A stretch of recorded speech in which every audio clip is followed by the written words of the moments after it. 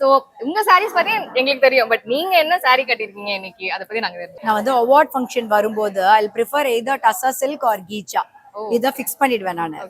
இல்லைன்னா லினன். இது மூணை தவிர வேற எதுலையுமே நீங்க அவார்ட் ஃபங்க்ஷன்ல பார்க்க முடியாது. ஏன்னா இது மூணுமே என்ன கேட்டகரியை குறிக்குதுன்னா, அந்த ரிச், எலிகன்ட், சிம்பிள், நீட்.